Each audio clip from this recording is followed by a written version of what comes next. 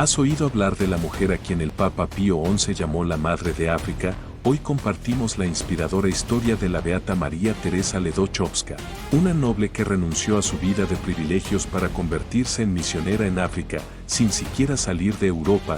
María Teresa Ledóchowska nació el 29 de abril de 1863 en Losdorf, Austria, en el seno de una noble familia polaca de profunda fe y sólidos valores católicos.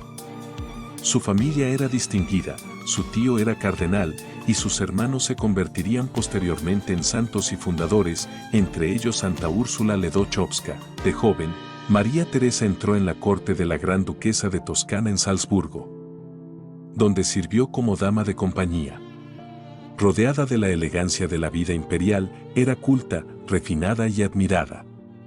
Pero su corazón anhelaba algo más. Su transformación llegó cuando se topó con la brutal realidad de la trata de esclavos africanos a través de los misioneros que regresaban del continente.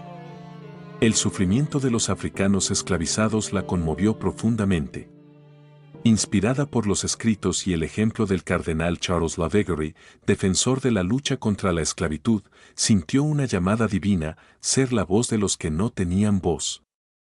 Comenzó a escribir y publicar artículos sobre las misiones africanas, llegando a ser conocida como la periodista católica de las misiones.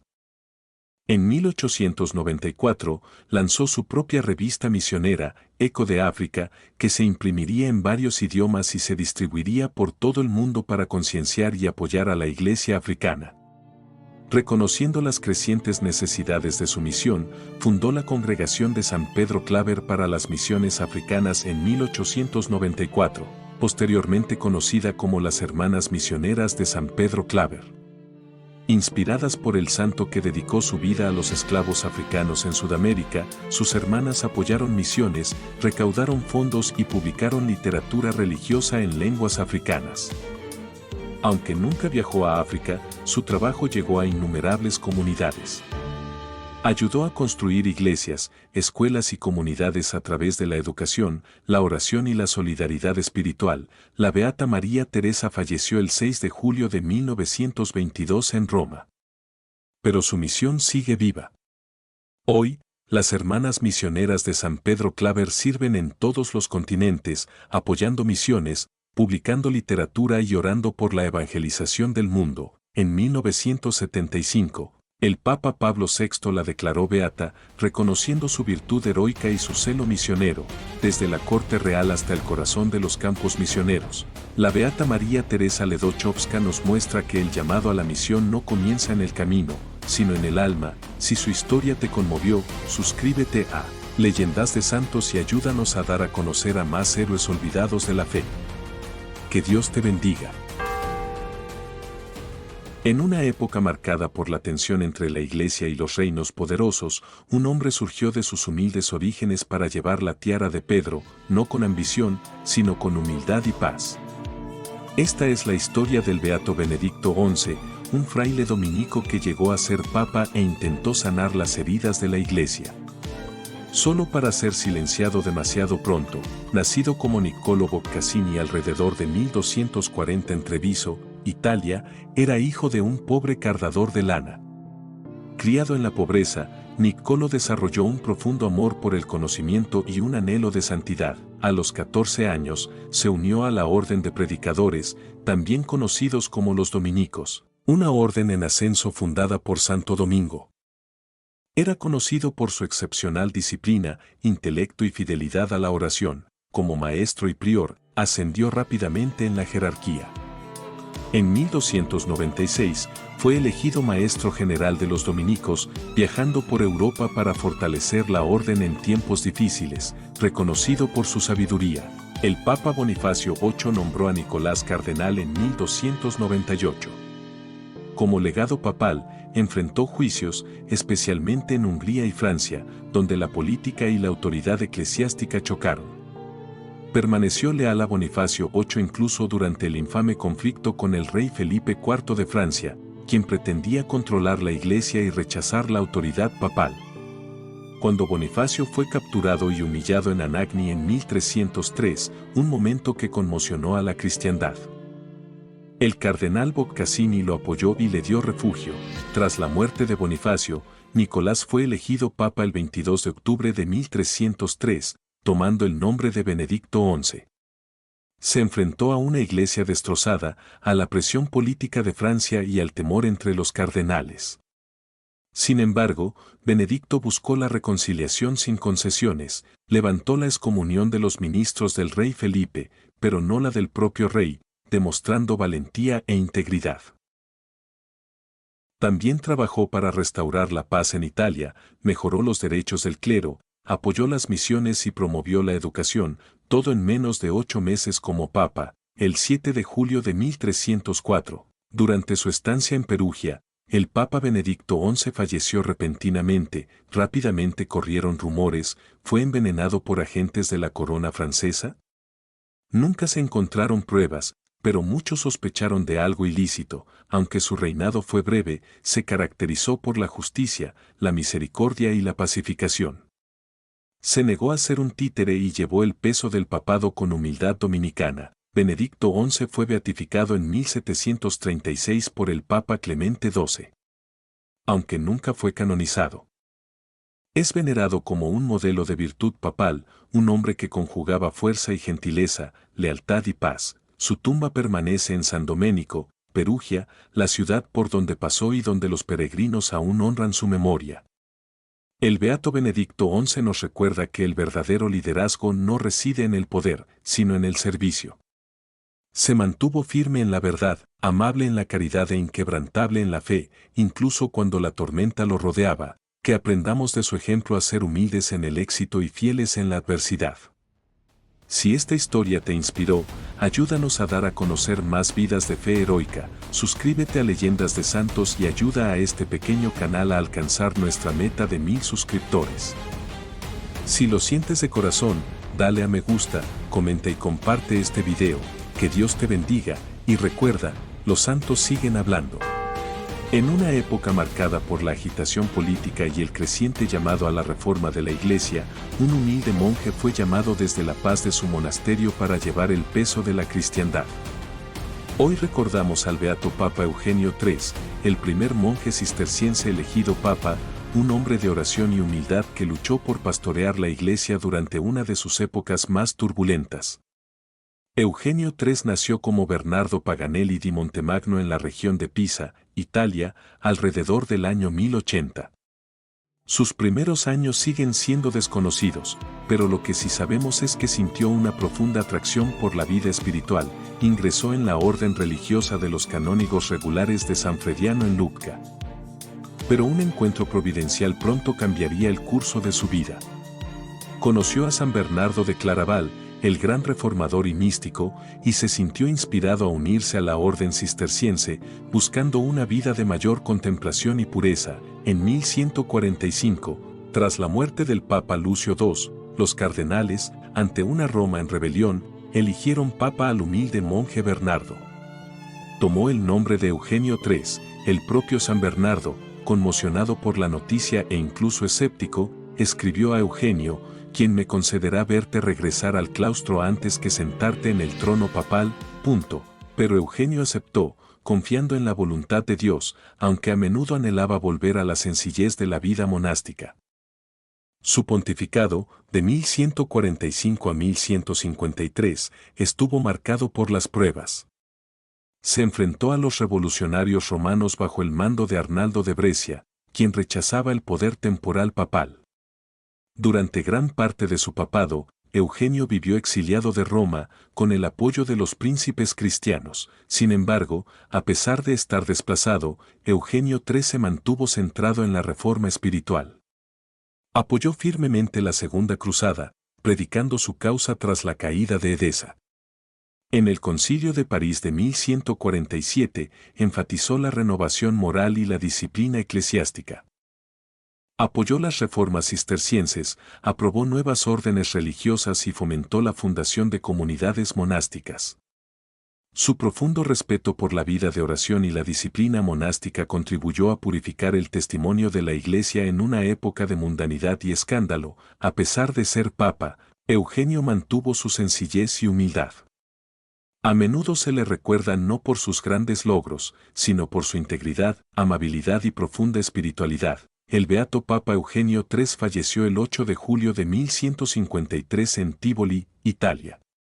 Su causa de santidad comenzó poco después, y el Papa Pío IX lo beatificó en 1872, reconociendo las virtudes heroicas que vivió en medio de la adversidad. Aunque no es muy conocido, su vida es un testimonio de que la fuerza de la Iglesia no reside en el poder terrenal, sino en los hombres santos que siguen fielmente a Cristo, incluso desde un trono. En el tranquilo corazón de la orden cisterciense, se formó un papa. En medio de las tormentas de la rebelión y el exilio, permaneció fiel. Beato Eugenio III, ruega por nosotros, para que también vivamos con valentía, humildad y una confianza inquebrantable en Dios. En los primeros tiempos del cristianismo, cuando el imperio romano era vasto y a menudo hostil al evangelio, un matrimonio se erigió como pilares de la fe. Los santos Áquila y Priscila no fueron obispos, mártires ni hacedores de milagros, pero fueron poderosos testigos de Cristo mediante su hospitalidad, valentía y profundo compromiso con la Iglesia. Áquila era un judío fabricante de tiendas del Ponto, en la actual Turquía. Junto a su esposa Priscila, también conocida como Prisca, vivió en Roma hasta que el emperador Claudio expulsó a todos los judíos de la ciudad alrededor del año 49 después de Cristo. Obligados a abandonar su hogar, Áquila y Priscila viajaron a Corinto, una próspera ciudad griega. Y allí les esperaba un encuentro divino con Dios. En Corinto, conocieron al apóstol Pablo, quien también era fabricante de tiendas. Lo acogieron no solo en su negocio, sino también en su hogar y sus corazones. Desde ese momento, se convirtieron en sus amigos íntimos, compañeros de trabajo y compañeros espirituales. Los Hechos de los Apóstoles nos dicen, Pablo vivía con ellos y trabajaba con ellos, pues su oficio era hacer tiendas. Hechos 18:3, pero Áquila y Priscila eran más que simples ayudantes. Eran evangelistas y maestros por derecho propio. Cuando un talentoso predicador llamado Apolos llegó a Éfeso, su comprensión de Jesús era incompleta. Áquila y Priscila lo invitaron a entrar y le explicaron con mayor precisión el camino de Dios. Su hogar se convirtió en una iglesia, el centro de la creciente comunidad cristiana en Éfeso y más tarde en Roma. Pablo nunca olvidó sus sacrificios. En su carta a los romanos, escribió, saludad a Priscila y a Áquila, mis colaboradores en Cristo Jesús. Arriesgaron su vida por mí. Romanos 16, 3-4, Áquila y Priscila se mantuvieron firmes, incluso en tiempos de persecución. Su fe no flaqueó. La tradición sostiene que continuaron su ministerio fielmente, abriendo su hogar a los creyentes, apoyando a los misioneros y edificando la iglesia primitiva con valentía y amor. Aunque desconocemos cuándo ni cómo murieron, su legado perdura. Santos Áquila y Priscila nos recuerdan que los laicos fieles, matrimonios, obreros, amigos, pueden ser poderosos instrumentos de Dios. En cada tienda que cosieron, cada palabra que enseñaron, cada alma que acogieron, fueron piedras vivas de la iglesia de Cristo. Festividad, 8 de julio, patronos de matrimonios, tejedores de tiendas, hospitalidad cristiana. En la tierra de antiguas dinastías y cortes imperiales, donde la tradición y la fe a menudo chocaban, un grupo de hombres, mujeres y niños valientes se mantuvo firme frente a la muerte por amor a Cristo.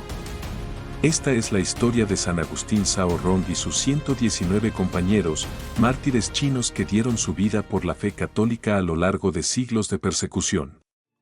El cristianismo llegó a China por primera vez a través de misioneros como los jesuitas en el siglo XVI.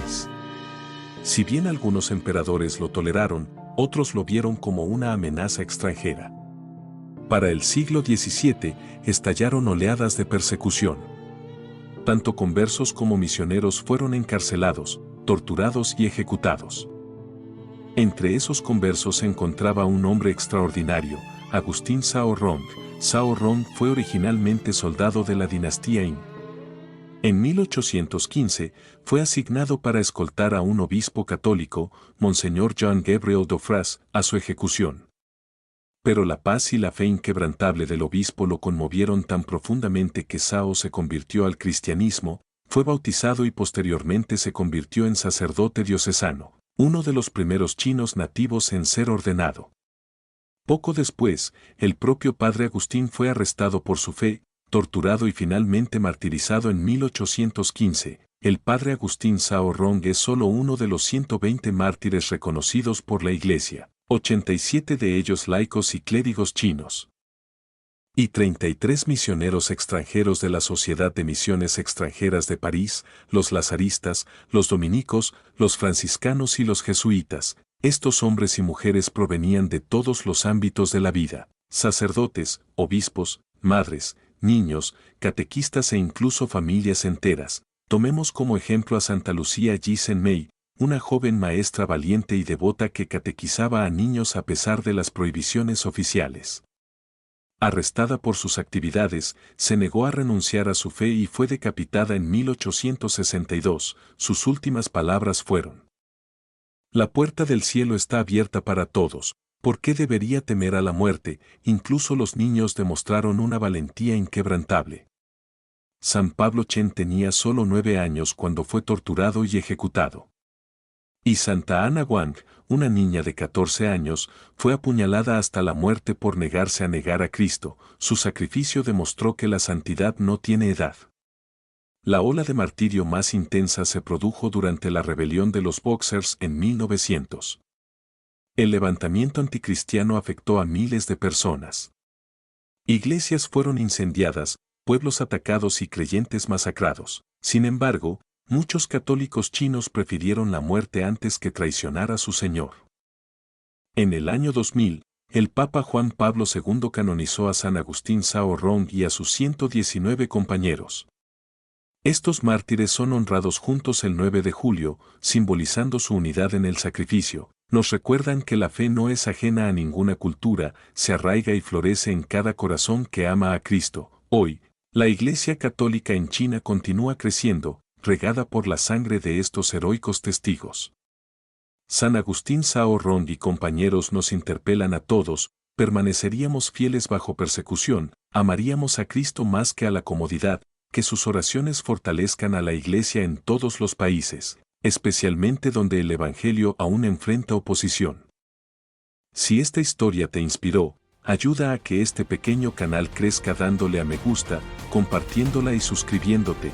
Únete a nosotros para contar las historias de los santos que cambiaron el mundo con su fe. Que Dios los bendiga, y San Agustín Sao Rong y compañeros, recen por nosotros. Festividad, 9 de julio, patrocinio, católicos chinos, misioneros en China, canonización, 1 de octubre de 2000, por el Papa Juan Pablo II.